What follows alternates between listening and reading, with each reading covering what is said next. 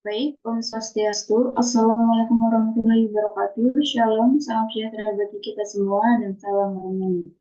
Selamat siang, Bapak. Terima kasih telah memberikan kesempatan kepada kelompok kami. Saya Marsha Eka Putri Miladi dengan NIM 231705199 yang akan menjadi moderator pada sesi kita hari ini, yang akan membahas PKMK yang berjudulkan yaitu obat kumur daun kemangi, Okuma, solusi obat kumur herbal untuk bau mulut dan karies gigi. Di sini saya tidak sendiri untuk menyusun PKM, tapi dibantu oleh rekan-rekan saya, yaitu dengan Niwayaleni Widya Astuti dengan NIM belakang 1117, lalu ada I Gusti Agung Widya Pramita dengan NIM akhir 1129. Baik, untuk latar belakang bisa saya sampaikan, yaitu di Indonesia sendiri daun kemangi atau bisa dikenal Oncidium sanctum L sering digunakan dalam makanan. Kelompok senyawa kimia flavonoid dalam Oncidium sanctum L memiliki sifat antibakteri, antimikroba, antiinflamasi, antimalaria, dan anti kanker. Kemangi populer seluruh dunia, terutama di Asia Tenggara. Biasanya digunakan dalam bahan masakan. Tanaman ini mudah tumbuh dan cocok ditanam di pekarangan rumah karena perawatannya yang sangatlah mudah. Daun kemangi juga memiliki banyak manfaat kesehatan dan dapat digunakan sebagai bahan herbal dalam obat kumur untuk menjadi kebersihan mulut. Kualitas hidup dan status gizi masyarakat dan sebagian besar orang di Indonesia mengalami masalah rongga mulut. Menurut riset Kesehatan Dasar RI tahun 2018, 57,6% orang di Indonesia mengalami masalah rongga mulut. Lalu ada pun rumusan masalahnya, yaitu bagaimana cara yang mudah untuk mengatasi masalah karies gigi dan bau mulut. Lalu yang kedua itu bagaimana cara membuat produk obat imun herbal daun kemangi yang praktis, higienis, dan memiliki daya tarik di pasar.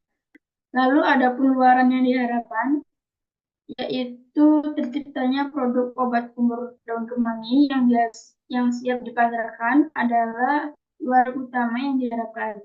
Produk ini diharapkan memenuhi standar kualitas seperti kebersihan, efektivitas, keamanan, dan daya tarik kemasan.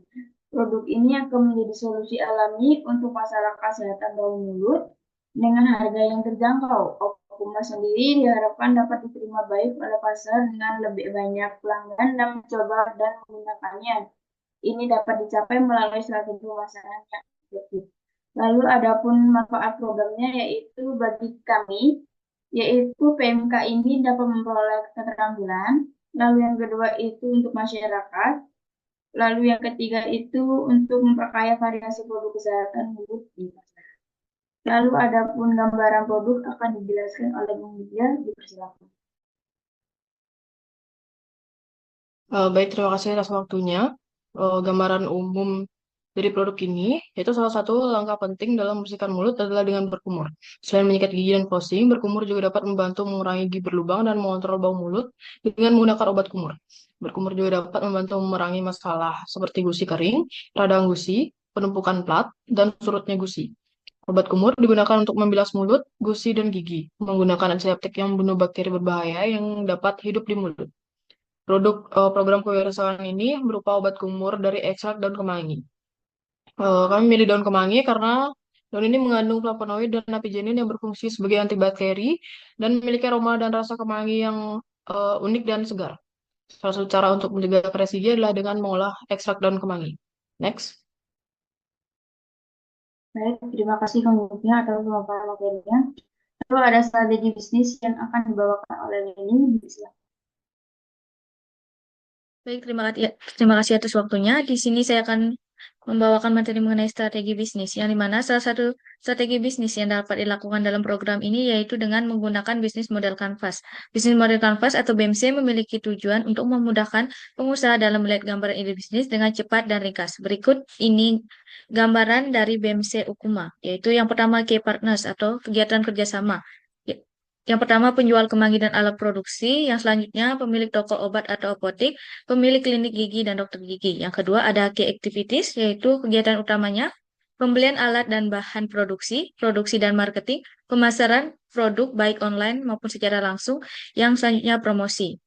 Yang selanjutnya ada key resource atau sumber daya manusia atau mitra kerja, yaitu tempat produksi, kendaraan bermotor, toko atau tempat pemasaran, brand atau merek, karyawan, dan modal.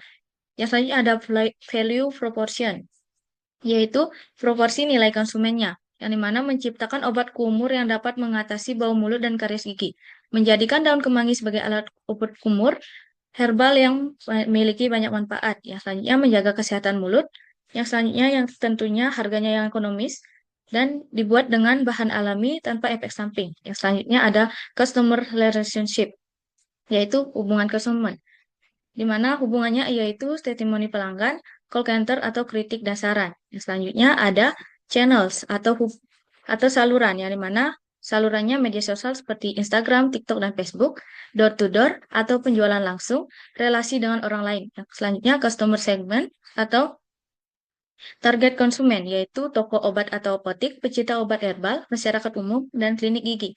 Yang selanjutnya cost struktur atau struktur biaya, yaitu biaya gaji karyawan, biaya alat produksi, biaya pengiriman atau pemasaran, biaya bahan produksi, biaya promosi, biaya produksi seperti listrik, air, dan lain-lain.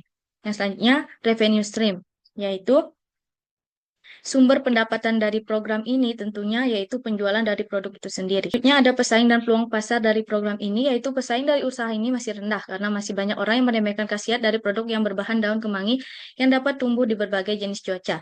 Merek-merek yang menggunakan minyak esensial alami atau produk berbasis herbal dapat bersaing dengan oku digunakan.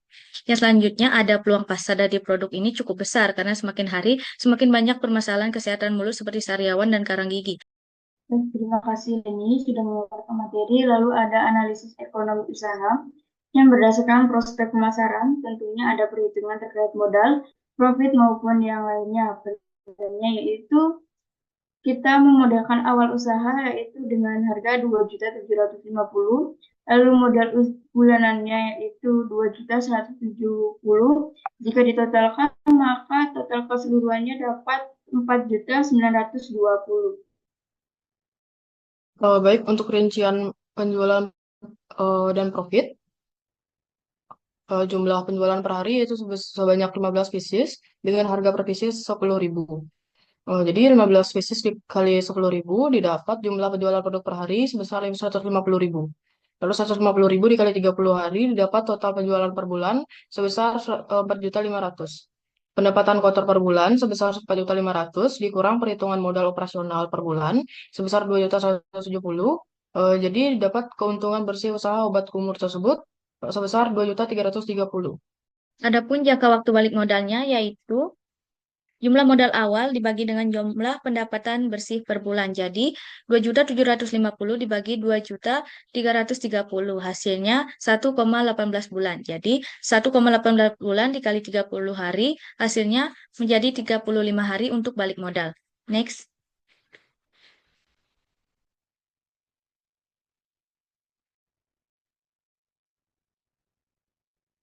Adapun proses pemasaran produk. Obat kumur ini nantinya akan dikemas semenarik mungkin sehingga anak-anak dan orang dewasa atau semua kalangan merasa tertarik dengan produk ini. Sehingga membuat mereka penasaran dengan produk obat kumur ini. Dari program ini kita akan merencanakan kemasan produknya seperti gambar di samping. Dan ada pun langkah-langkah pemasaran produk diantaranya dari analisis target usaha, ya di mana analisis target usahanya adalah orang-orang yang peduli dengan kesehatan mulut yang menggunakan produk herbal.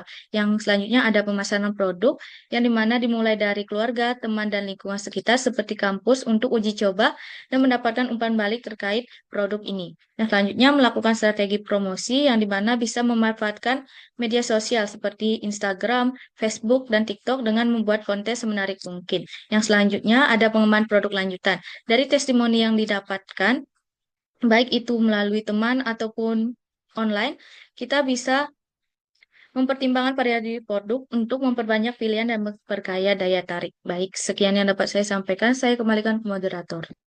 Saya tutup dengan selamat siang.